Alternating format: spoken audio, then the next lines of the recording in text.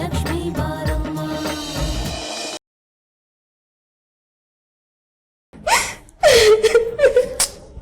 ಶ್ವೇತಾ ಶ್ವೇತಾ ಕಲ್ಪನಾ, ನಿನಗೆ ಯಾರ ಹತ್ರ ಏನು ಮಾತಾಡ್ಬೇಕು ಅಂತ ಗೊತ್ತಾಗಲ್ಲ ಅಲ್ಲ? ನಿನ್ನ ಮಾತಿಂದ ಅವಳಿಗೆ ಎಷ್ಟು ಹರ್ಟ್ ಆಗಿರಲ್ಲ? ನಿನಗೆ ಬೇರೆಯವ್ರ ನೋವು ಚೆನ್ನಾಗೇ ಅರ್ಥ ಆಗುತ್ತೆ, ನಿನ್ನ ಹೆಂಡತಿ ನೋವು ನಿನಗೆ ಅರ್ಥನೇ ಆಗಲ್ಲ ಅಲ್ಲ? ಆಡಿ ಜಗಳ ಆಡ್ತಾನೆ, ನನ್ ಸಾಯ ತನಕನೂ ಜಗಳ ಆಡ್ತಾನೆ ರೀ. ಆಮೇಲೆ ನಮ್ಮ ಸತ್ತಾದ್ಮೇಲೆ ಎಲ್ಲಿ ಮಾಡ್ಬೇಕು ಅನ್ನೋದ್ರ ಬಗ್ಗೆ ಜಗಳ ಅಮ್ಮನ ಜೊತೆ ನೆಮ್ಮದಿಯಾಗಿರೋಣ ಅಂದ್ರೆ ಬಾರ್ಸಿನು ನಾವು ಹೋಗೋಣ. ಅವ್ರ ಸಾಯ ತನಕ ಜಗಳ ಆಡ್ತಾನೆ ಇರ್ಲಿ.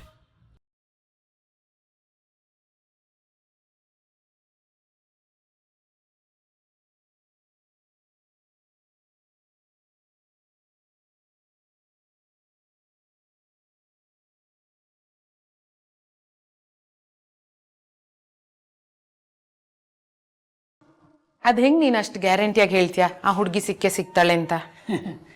ಅಮ್ಮ, ಅಕಸ್ಮಾತ್ ಕಾಲ್ ಜಾರಿ ನೀರಿಗೆ ಬಿದ್ದರೆ ಗಂಗಾ ಮಾತೆ 3 ಸಲ ದಡಕ್ ತಳ್ತಾಳಂತೆ. ಅದೇ ರೀತಿ ಜೀವನದಲ್ಲಿ 2 ಸಲ ಸಿಗ್ದೋಳು 3ನೇ ಸಲ ಸಿಗದೆ ಇರ್ತಾಳ? ಖಂಡಿತವಾಗ್ಲೂ ಸಿಗ್ತಾಳೆ. ಚೆನ್ನಾಗಿ ಕತೆ ಹೇಳ್ತೀಯ ರಾಮು. ಅಯ್ಯೋ ಕರ್ಮ, ಇದು ಕತೆ ಅಲ್ಲ ಅಮ್ಮ, ದೇವರಾಣೆ ನಿಜ. ಸರಿ, ನಿನ್ ನಂಬಿಕೆ ನಿಂದು. ನಿನ್ ಮಾತಾದ್ರೂ ನಿಜ ಆಗಿ ಆ ಹುಡುಗಿ ಸಿಕ್ಕಿದ್ರೆ ಸಾಕು. ಅಮ್ಮ, ಏನಕ್ಕೆ ಇದ್ರಿ? ಒಂದ್ ಅರ್ಧ ಗಂಟೆ ಕೂತ್ಕೊಂಡು ಈ ಜಾಗದಲ್ಲಿ ಕೂತ್ಕೊಳ್ಳಲ್ಲ ಅಂತಿರಲ್ಲ? ದೇವ್ರ ಮನೆಗೆ ಹೋಗಿ ಎಷ್ಟೊಂದು ದಿನ ಆಗೋಯ್ತು ರಾಮು, ಒಂದ್ ಕೈ ಮುಗಿದ್ ಬರೋಣ ಅಂತ. ನನಗೆ ಗೊತ್ತಮ್ಮ ನೀವ್ ಯಾಕೆ ದೇವ್ರ ಮನೆಗೆ ಹೋಗ್ತಿದ್ದೀರಾ ಅಂತ. ಯಾಕೆ? ಅಪ್ಪ ದೇವ್ರೆ, 2 ಸಲ ಸಿಕ್ಕಿದ ಹುಡುಗಿ 3ನೇ ಸಲನು ಸಿಗ್ಲಿ ಅಂತ ತಾನೆ. ನಾನ್ ಮತ್ತೊಂದ್ಸಲ ಯಾವ್ದಾದ್ರೂ ಸಂಕಷ್ಟಕ್ಕೆ ಸಿಕ್ಕಾಕೋಬೇಕು ಅನ್ಸುತ್ತೆ, ಆವಾಗಾದ್ರೂ ಆ ಹುಡುಗಿನ ಕಳಿಸ್ತಾನೇನೋ ಆ ದೇವ್ರು. ಸುಮ್ನಿರಮ್ಮ, ಇನ್ನೊಂದ್ಸರಿ ಆ ಥರ ಮಾತಾಡಬೇಡಿ. ಯಾಕೆ ಮಗನೆ? ನಮ್ಮೆರಡು ತೋಳುಗಳಲ್ಲಿ ಅಶ್ವಿನಿ ದೇವತೆಗಳು ಇರ್ತಾರಂತೆ. ನಾವೇನೇ ಹೇಳಿ ಅಸ್ತು ಅಸ್ತು ಅಂತಿರ್ತಾರಂತೆ. ಸರಿ ಸರಿ, ಬಾ ನಡೀರಿ.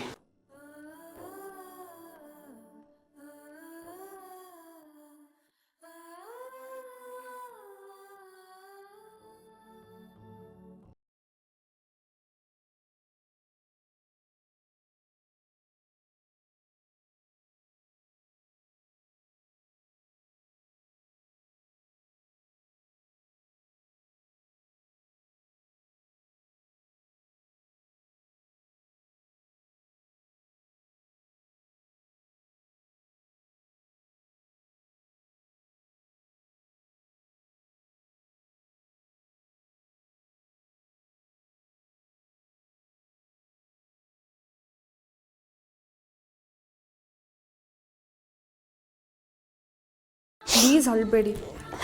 ಅಳ್ತಿಲ್ಲ ಗೊಂಬೆ. ಸಾರಿ ಗೊಂಬೆ, ಸಾರಿ. ಜೋ ಅಕ್ಕ, ಉರಿ ಕಮ್ಮಿ ಅದಕ್ಕೆ ಔಷಧಿ ತರ್ತೀನಿ, 1 ನಿಮಿಷ ಇಲ್ಲೇ ಇರು.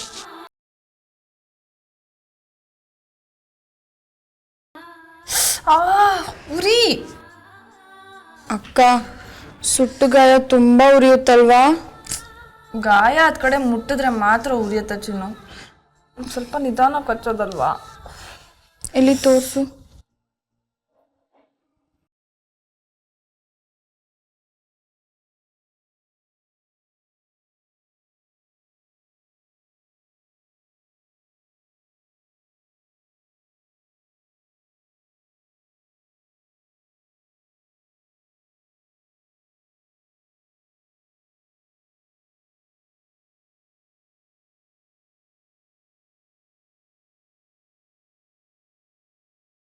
ಪಪ್ಪ, ಯಾಕೆ ಬೇಜಾರು ಮಾಡ್ಕೊಂಡಿದ್ಯಾ? ನನಗೇನೂ ಆಗಿಲ್ಲ. ನಾನು ಇವತ್ತೇ ಅತ್ತೆ ಮನೆಗೆ ವಾಪಸ್ ಹೋಗ್ತೀನಿ. ನನಗೂ ನಿನ್ನನ್ನು ಹೋಗಬೇಡ ಅಂತ ಹೇಳೋದಕ್ಕೆ ಇಷ್ಟ, ಆದರೆ ಏನು ಮಾಡಲಿ, ನಿನ್ನ ರಾಜ್ಕುಮಾರನಿಗೆ ಮಾತು ಕೊಟ್ಟಿದ್ದೀವಿ. ನನ್ನ ಮಾತಿನ ಮೇಲೆ ಭರವಸೆ ಇಟ್ಟು ನಿನ್ನ ಮೇಲೆ ನಂಬಿಕೆ ಇಟ್ಟೆ ಅವನು ಡೆಲ್ಲಿಗೆ ಹೋಗಿರೋದು. ಕೊಟ್ಟು ಮಾತು ಉಳಿಸ್ಕೋಬೇಕಲ್ವಾ? ನೀವೇನಾದರೂ ಅನ್ಕೊಳ್ಳಿ, ಅಕ್ಕ ತಿರ್ಗಾ ಅಲ್ಲಿಗೆ ಹೋಗೋದು ನನಗೊಂಚೂರು ಇಷ್ಟ ಇಲ್ಲ. ಇಷ್ಟಕ್ಕೂ ಅಕ್ಕ ಅಲ್ಲಿಗೆ ಹೋಗಿ ಏನ್ ತಾನೇ ಮಾಡ್ತಾಳೆ? ಗೊಂಬೆ ಅಲ್ಲಿಗೆ ಹೋಗಿ ಏನು ಮಾಡಬೇಕಾಗಿಲ್ಲ ಚಿನ್ನು, ಆದರೂ ನಮ್ಮ ಮನೆಯವ್ರು ಯಾರೋ ಒಬ್ರು ಅಲ್ಲಿದ್ದಾರೆ ಅನ್ನೋ ಸಮಾಧಾನ ನಮಗಿರುತ್ತೆ ಅಲ್ವಾ? ನಾನಂತೂ ವಾಪಸ್ ಹೋಗ್ಲೇಬೇಕು. ಚಂದಕ್ಕೆ ಪ್ರಾಮಿಸ್ ಮಾಡಿದ್ದೀನಿ, ನಾನು ಅತ್ತೆ ನೋಡ್ಕೋತೀನಿ ಅಂತ. ನೀನು ನಿನ್ನೇ ನೋಡ್ಕೊಳಕ್ಕಾಗಲ್ಲ, ಇನ್ನು ನಿನ್ನ ಅತ್ತೆನೇನು ನೋಡ್ಕೊಳ್ತೀಯ? ನಗದ್ ಬೇರೆ. ಅಕ್ಕ, ನೀನು ನನ್ನನ್ನು ಕರ್ಕೊಂಡೋಗು, ನಾನು ಬರ್ತೀನಿ. ಅಲ್ಲಿ ಏನು ಕೆಲಸ ಇದ್ರೂ ನಾನೇ ಮಾಡ್ತೀನಿ. Good idea. ಪಾಪ ಚಿನ್ನು ನನ್ನ ಜೊತೆ ಕರ್ಕೊಂಡು ಹೋಗ್ಲಾ? ನಂದೇನು ಅಭ್ಯಂತರ ಇಲ್ಲ, ಆದರೆ ನಿಮ್ಮ ಅತ್ತೆ ಮನೆಯವ್ರು ಏನು ಹೇಳ್ತಾರೆ ಅನ್ನೋ ಗೊತ್ತಿಲ್ಲ. ಬಾವಾ, ಯಾರು ಏನು ಅನ್ನಲ್ಲ. ಗೊಂಬೆ ಜೊತೆ ಚಿನ್ನು ಬಂದ್ರೆ ಸರಿ ಅನ್ಸುತ್ತೆ. ಸಿಕ್ಕಿ, ನಿಮ್ಗೆ ಬೇಜಾರಾಯ್ತಾ? ಅಮ್ಮ ಯಾವಾಗಲೂ ಹೀಗೇನೆ. ಅವನ ಬದಲು ನಾನೇ ನಿಮಗೆ ಕ್ಷಮೆ ಕೇಳ್ತೀನಿ. I am really very sorry. ಬೇಜಾರಾಗ್ಲಿಲ್ಲ ಅಂತ ಸುಳ್ಳು ಹೇಳಲ್ಲ, ಬೇಜಾರಾಯ್ತು. ಆದರೆ ಅಕ್ಕ ಈ ರೀತಿ ಮಾತಾಡೋದೇನು ಹೊಸ್ತಲ್ವಲ್ಲ, ಅದು ಯಾವಾಗಲೂ ಇದ್ದಿದ್ದೆ. ಆದರೂ ಅಕ್ಕ ಕೋಪ ಮಾಡ್ಕೊಂಡಿದ್ರಲ್ಲಿ ತಪ್ಪೇನೂ ಇಲ್ಲ. ಯಾವುದೇ ತಾಯಿಗೆ ತನ್ನ ಮಗುಗೆ ನೋವಾಗುತ್ತೆ ಅಂದರೆ ಕೋಪ ಬರೋದು ಸಹಜ ಅಲ್ವಾ ಗೊಂಬೆ? ಶ್ವೇತಾ, ನಿಂದು ತುಂಬ ದೊಡ್ಡ ಮನಸ್ಸಮ್ಮ. ಆದರೂ ಕಲ್ಪನಾ ಹಾಕಿ ಮಾತಾಡಿದ್ದು ತಪ್ಪಲ್ವಾ? ಇರ್ಲಿ ಬಿಡಿ ಪಾವ, ಅಕ್ಕ ಏನು ಸುಳ್ಳು ಹೇಳಿಲ್ವಲ್ಲ. ನನಗೆ ಮಕ್ಕಳಾಗ್ಲಿಲ್ಲ ಅನ್ನೋದು ಕಹಿ ಸತ್ಯ ಅಲ್ವಾ? ಚಿಕ್ಕಿ, ನಾನು ನನ್ನ ಮಗಳು ಥರ ಅಲ್ವಾ? ಹೊತ್ತು ಹೆತ್ರ ಮಾತ್ರ ಮಕ್ಕಳ. ಅಮ್ಮ ಚಿನ್ನನ್ ಹೆರ್ಲಿಲ್ಲ, ಆದ್ರೂ ಇವ್ ನನ್ನ ತಂಗಿ ತಾನೆ. ಗೊಂಬೆ, ನೀನು ನನ್ನ ಮಗಳೇ.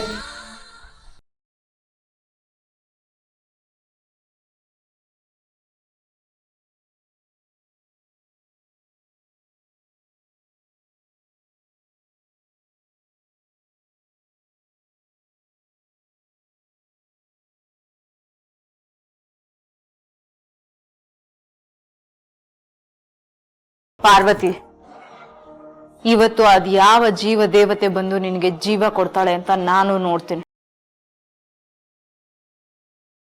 ಪಾರ್ವತಿ, ಇವತ್ತು ನೀನು ಸಮಾಧಿ.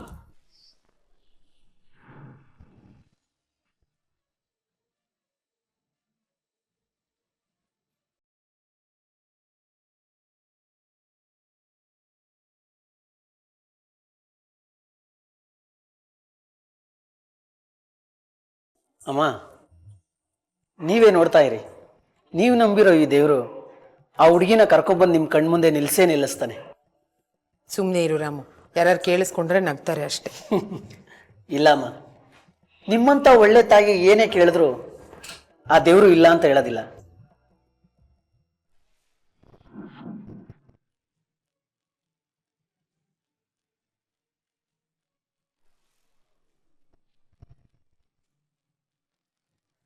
ಇದೇನ್ ರಾಮು, ದೇವ್ರ ಮನೆ ಎಲ್ಲ ಹೀಗಾಗಿದೆ. ಒಂದ್ ನಂದ ದೀಪ ಹಚ್ಚಿಲ್ಲ, ದೇವ್ರ ಸಾಮಾನೆಲ್ಲ ಹೀಗೆ ಚೆಲ್ಲ ಪಿಲ್ಲಿಯಾಗಿ ಬಿದ್ದಿದೆ. ಅಮ್ಮ, ಈ ಮನೇಲಿ ದೇವ್ರ ಪೂಜೆ ಮಾಡೋದು ನೀವು ಒಬ್ರೇನೆ ಅಮ್ಮ. ಅಕಸ್ಮಾತ್ ನೀವೇನಾದ್ರೂ ಇಲ್ಲದೆ ಇದ್ದಾಗ ಪಾಪ ಈ ಮನೇಲಿ ದೇವರು ಅನಾಥ ಆಗ್ಬಿಡ್ತಾನಮ್ಮ. ನಾನು ಆಡಿದ್ದಕ್ಕೆಲ್ಲ ಮಣಿ ಪೋಣಿಸ್ದಾಗ ಏನೋ ಒಂದು ಹೇಳ್ಬೇಕಲ್ವಾ ನಿನ್ಗೆ? ಜಾಗ ಬಿಡು, ಸ್ವಲ್ಪ ಕ್ಲೀನ್ ಮಾಡ್ತೀನಿ. ಅಮ್ಮ, ಏನ್ ನನ್ನ ಹತ್ರ ನೀವು ಹುಡುಗಾಟ ಆಡ್ತಾ ಇದ್ದೀರಾ? ಅಲ್ಲ, ರೂಮಿಂದ ದೇವ್ರ ಮನೆವರೆಗೂ ನಡ್ಕೊಂಬರೋ ಅಷ್ಟರಲ್ಲಿ ಎಷ್ಟು ಉತ್ಸಾಗೋದ್ರಿ ನೀವು. ಈಗ ನೋಡಿದ್ರೆ ಇದನ್ನೆಲ್ಲ ಕ್ಲೀನ್ ಮಾಡ್ತೀನಿ ಅಂತ ಹೇಳ್ತಾ ಇದ್ದೀರಾ. ಅದೆಲ್ಲ ಏನು ಬೇಡ, ನೀವು ರೂಮ್ಗೆ ಹೋಗಿ ರೆಸ್ಟ್ ತಗೊಳ್ಳಿ. ನಂಗೆ ಇದನ್ನೆಲ್ಲ ಹೀಗೆ ನೋಡ್ಕೊಂಡಿರಕ್ ಆಗಲ್ಲ ರಾಮು. ನಾನು ನಿಮ್ಗೆ ಯಾವ ಕೆಲಸನೂ ಮಾಡಕ್ ಬಿಡೋದಿಲ್ಲ. ಅಡುಗೆ ಕೆಲಸ ಇದೆ, ಅದನ್ನ ಮುಗಿಸ್ಕೊಂಬಂದು ನಾನೇ ಇದನ್ನೆಲ್ಲ ಕ್ಲೀನ್ ಮಾಡ್ತೀನಿ.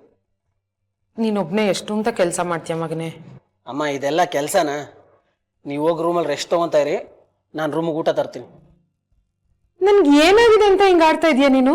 ಹಾಸಿಗೆ ಹತ್ರ ಊಟ ತಂದ್ಕೊಡು ಅಂತದ್ ಏನಾಗಿದೆ? ಒಂದ್ 4 ಹೆಜ್ಜೆ ನಡೆದು ಡೈನಿಂಗ್ ಟೇಬಲ್ ಹತ್ರ ಬಂದ್ಬಿಟ್ರೆ ಪ್ರಳಯ ಆಗೋಗುತ್ತೆ ಅನ್ನೋ ತರ ಮಾತಾಡ್ತಾ ಇದೆಯಲ್ಲ. ನೀನು ಚಂದು ಒಂದೊಂದ್ಸಲ ತುಂಬಾ ಅತಿ ಆಡ್ತೀರಪ್ಪ. ಬೇಜಾರು ಮಾಡ್ಕೊಂಬಿಡಿ ಅಮ್ಮ, ಡಾಕ್ಟ್ರ್ ಹೇಳಿದ್ರು ಅಂತ ಹೇಳಿದೆ ಅಷ್ಟೇ. ನೀನ್ ಏನಾದ್ರೂ ಹೇಳು, ಸಿಟ್ಟು ಬಂದಿದೆ ನನ್ಗೆ.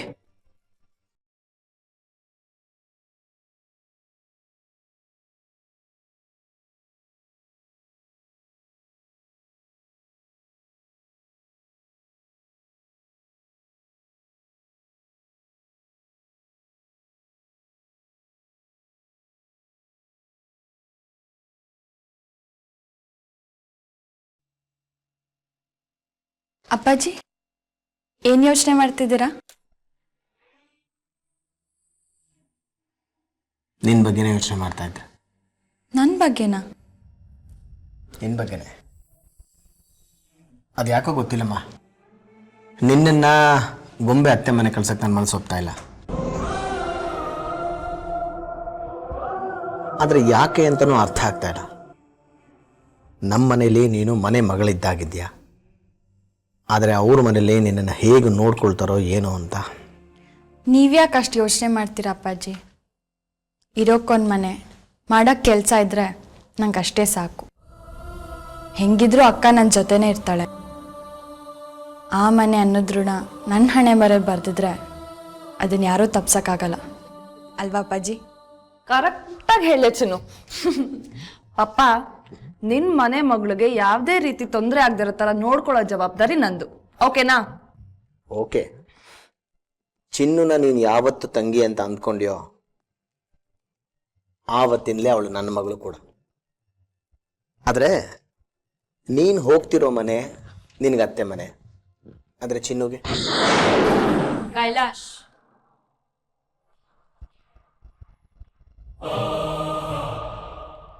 ಲಕ್ಷ್ಮಿನೇ ಆ ಮನೆಗೆ ಹೋಗ್ತೀನಿ ಅಂತ ತುದಿಗಾಲಲ್ಲಿ ನಿಂತಿರೋವಾಗ ನೀನು ಯಾಕೆ ಬೇಡ ಅಂತಿದ್ಯಾ? ಲಕ್ಷ್ಮಿ ಅಲ್ಲಿಗೆ ಹೋದರೆ ಗೊಂಬೆಗೆ ಓದೋದಕ್ಕೆ ಟೈಮ್ ಸಿಗತ್ತೆ, ಎಕ್ಸಾಮ್ಸ್ಗೆ ಚೆನ್ನಾಗಿ ಪ್ರಿಪೇರ್ ಆಗ್ಬೋದು. ನಾನು ಹೇಳ್ತಾ ಇರೋದು ನಿನಗೆ ಅರ್ಥ ಆಗ್ತಿಲ್ಲ ಕಲ್ಪನಾ. ಅದೇನು ಬ್ರಹ್ಮವಿದ್ಯೆ ಏನಲ್ವಲ್ಲ. ಅವಳಿಗೂ ಹೊಸ ಜನ ಹೊಸ ಜಾಗ ಪರಿಚಯ ಆಗತ್ತೆ. ಸ್ವಲ್ಪ ದಿನ ಈ ಮನೆಯಿಂದ ದೂರ ಇದ್ರೇನಂತೆ? ನನ್ನ ಮಗಳೇ ಹೋಗ್ತಾ ಇಲ್ವಾ? ಅಕ್ಕ ಬಾವ, ನೀವಿಬ್ರು ಯಾಕೆ ಇಷ್ಟೊಂದು ತಲೆ ಕೆಡ್ಸ್ಕೊತಿದ್ದೀರಾ? ಗೊಂಬೆ ಮತ್ತೆ ಚಿನ್ನುನ ಚೆನ್ನಾಗಿ ನೋಡ್ಕೊಳ್ಳೋ ಜವಾಬ್ದಾರಿ ನಂದು. Don't worry. ಮಮ್ಮಿ, ನಾವು ಒಬ್ರನ್ನೊಬ್ರನ್ನ ಕೇರ್ ತಗೋತೀವಿ. ನೀನು ಪಪ್ಪನ್ ಕೇರ್ ತಗೊಂಡ್ರೆ ಸಾಕು. ಚಿನ್ನು, ಬೇಗ ಹೋಗಿ ನಿನ್ ಬಟ್ಟೆಗಳನ್ನ ಪ್ಯಾಕ್ ಮಾಡ್ಕೊ, ಬೇಗ. ಓಕೆ ಅಕ್ಕ. ಗೊಂಬೆ, ನಿಮ್ಗೆ ಈಗ ಸಮಾಧಾನ ಆಯ್ತಾ? ಸತ್ಯವಾಗ್ಲು ತುಂಬಾ ಸಮಾಧಾನ ಆಯ್ತು. Thank you. ಚಿಕ್ಕಿ, ನಿಂಗೇನೋ ತೋರಿಸ್ತೀನಿ, ಬಾಯ್ಲಿ.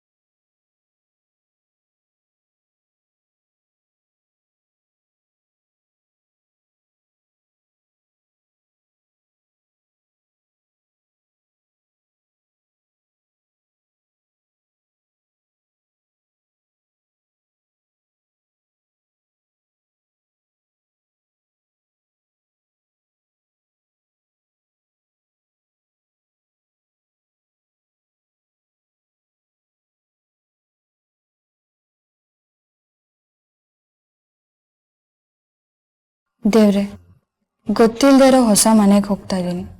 ಹೊಸ ಜನ, ಹೊಸ ಜಾಗ. ನೀನೇ ನನ್ನನ್ನು ಕಾಪಾಡಬೇಕಪ್ಪ. ನನ್ನವರು ಅಂತ ಯಾರೂ ಇಲ್ಲ. ಇದ್ದೊಬ್ಬ ತಾತಮ್ಮನೂ ಕರುಣೆ ಇಲ್ಲದೆ ಕಿತ್ಕೊಂಡ್ಬಿಟ್ಟೆ. ನನ್ನಂತ ನತದೃಷ್ಟಿ ಎಲ್ಲಿದ್ರೇನಂತೆ, ಅದರಿಂದ ನಾನು ಕಳ್ಕೊಳ್ಳೋದು ಏನೂ ಇಲ್ಲ. ನನ್ನಂಥವ್ರಿಗೆ ಊರಾದ್ರೇನು ಕಾಡಾದ್ರೇನು. ನನ್ನ ಕಾರಣಕ್ಕೆ ನನ್ನ ತಂಗಿ ಅಂತ ಕರೆದ ಅಕ್ಕನಿಗೆ ಅನುಕೂಲ ಆದರೆ, ಸಹಾಯ ಆದರೆ ಅದೇ ನನ್ನ ಪುಣ್ಯ. ಅಕ್ಕ ನನಗೆ ಮಾಡಿದ ಸಹಾಯಕ್ಕೆ ಆ ಋಣ ತೀರ್ಸೋಕ್ಕೆ ನನಗೊಂದು ದಾರಿ ಸಿಕ್ತು. ಅದು ನೀನೇ ನನಗೆ ತೋರಿಸೆ ಅಂತ ನಂಬ್ಕೊಂಡು ಹೋಗ್ತಾ ಇದ್ದೀನಿ ದೇವ್ರೆ. ಏನೇ ಆದರೂ ನೀನೇ ನನ್ನನ್ನು ಕೈ ಬಿಡದೆ ಕಾಪಾಡ್ತೀಯ ಅಂತ ನಂಬಿದ್ದೀನಿ. ನನ್ನ ಜೀವನ ಎರಡೂ ನಿಂದೆ. ಯಾರೂ ಇಲ್ಲದೆ ಇರೋರಿಗೆ ದೇವ್ರ ದಿಕ್ಕು ಅಂತಾರೆ. ಈಗ ನೀನೇ ನನಗೆ ದಿಕ್ಕು.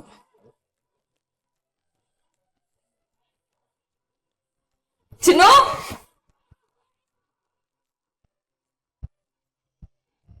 ಚಿನ್ನು,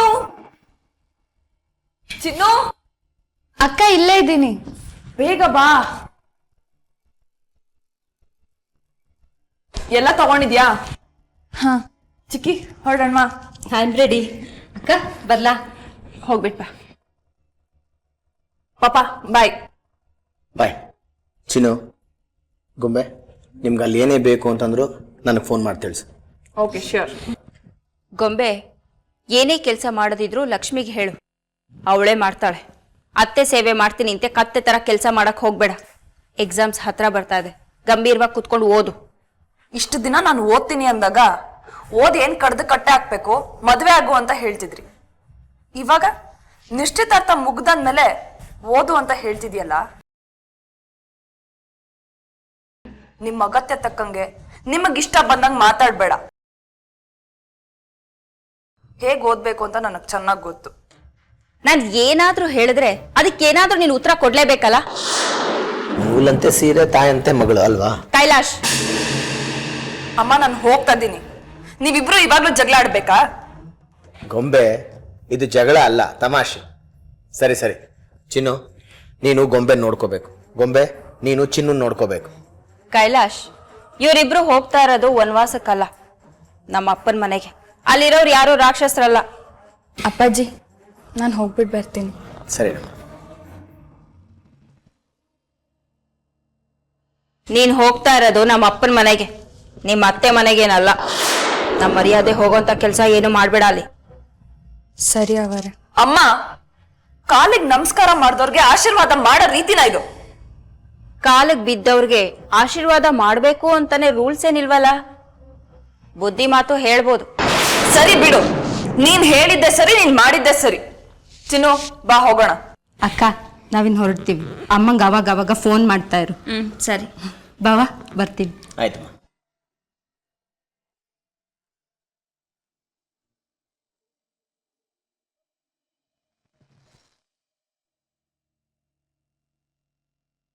ಕೈಲಾಶ್, ಯಾಕೆ ಇಷ್ಟೊಂದು ಬೇಜಾರು ಮಾಡ್ಕೊಂಡಿದ್ಯಾ? ನಾವೇನ್ ನಮ್ಮ ಮಗಳನ್ನ ಮದ್ವೆ ಮಾಡಿ ಕಳ್ಸ್ಕೊಟ್ಟಿಲ್ವಲ್ಲ. ಮಗಳು ಹೋದ್ಲು ಅಂತ ಬೇಜಾರ ಅಥವಾ ಮನೆ ಕೆಲ್ಸದೊಳು ಹೋದ್ಲು ಅಂತ ಬೇಜಾರ? ಸಂಬಂಧಗಳ ಬಗ್ಗೆ ಗೌರವ ಇಲ್ಲದೆ ಇರೋರೆ ಹೀಗೆ ಮಾತಾಡೋದು. ಕೈಲಾಶ್, ನಿನಗೆ ನಿನ್ ಹೆಂಡತಿ ಜೊತೆ ಒಬ್ನೇ ಇರೋದಕ್ಕೆ ಬೇಜಾರ ಅಥವಾ ಭಯಾನ? ನಿನಗೂ ನನಗೂ ವ್ಯತ್ಯಾಸ ಏನು ಗೊತ್ತಾ? ನೀನು ಮಾತಾಡಿ ಕೆಟ್ಟೆ, ನಾನು ಮಾತಾಡದೆ ಕೆಟ್ಟೆ.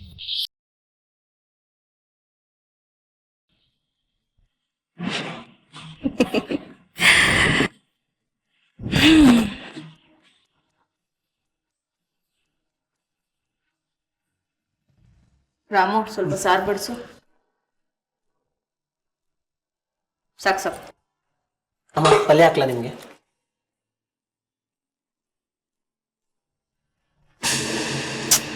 ರಾಮು, ಒಂದು ಉಪ್ಪಿಲ್ಲ, ಖಾರ ಇಲ್ಲ, ಹುಳಿ ಇಲ್ಲ. ಏನ್ ಸಾರು ಮಾಡಿದ್ಯಾ? ನಾನೇ ಸ್ವಲ್ಪ ಕಡಿಮೆ ಆಗದೆ ಚಿಕ್ಕತ್ತೆ. ಡಾಕ್ಟ್ರು ಮಸಾಲೆ ಕಡಿಮೆ ತಿನ್ಬೇಕು ಅಂತ ಹೇಳಿದ್ರು, ಅದಕ್ಕೆ. ಸಪ್ಪೆ ಬಾಯಿಗೆ ಇಡಕ್ಕಾಗಲ್ಲ. ಅಲ್ಲ ಕಣೋ, ಪಾರ್ವತಿಗೆ ಅಂತ ಬೇರೆ ಸಾರು ಮಾಡಕ್ಕಾಗಲ್ವ ನಿನಗೆ? ಸರಿ ಅಜ್ಜಿ, ಮಾಡ್ತೀನಿ. ಸ್ವಲ್ಪ ಉಪ್ಪಿನಕಾಯಿ ಬಿಡಿಸು. ಇಲ್ಲೇ ಇದೆ, ಅಲ್ಲಿ ಎಲ್ಲ ಅವನೇ ಬಡಿಸ್ಬೇಕಾ? ತಗೋ ಹಾಕಿ.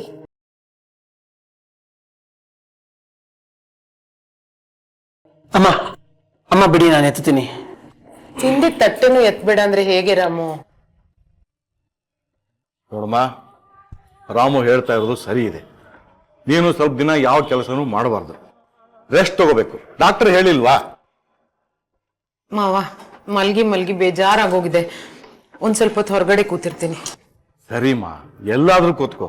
ಆದ್ರೆ ಆ ಇನ್ಹೇಲರ್ ಇದೆಯಲ್ಲ, ಅದನ್ನ ನಿನ್ನ ಹತ್ರನೇ ಇಟ್ಕೋ. ಈಗಿದೆಯಾ ನಿನ್ನ ಹತ್ರ? ಅದು ರೂಮಲ್ಲಿದೆ. ಮರ್ತೊಂದಿದೆಯಾ? ರಾಮು, ಹೋಗ ಅದನ್ನ ತಗೊಂಡ್ ಹೋಗ, ಇನ್ಹೇಲರ್. ಸರಿ ತಾತ, ತರ್ತೀನಿ.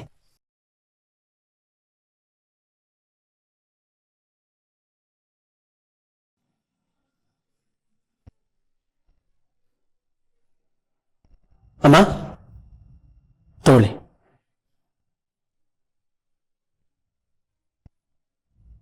ತಾತ, ಸ್ವಲ್ಪ ಪಲ್ಯ ಹಾಕ್ಲಾ? ಬೇಡಪ್ಪ. ಚಿಕ್ಕತ್ತೆ ನಿಮ್ಗೆ?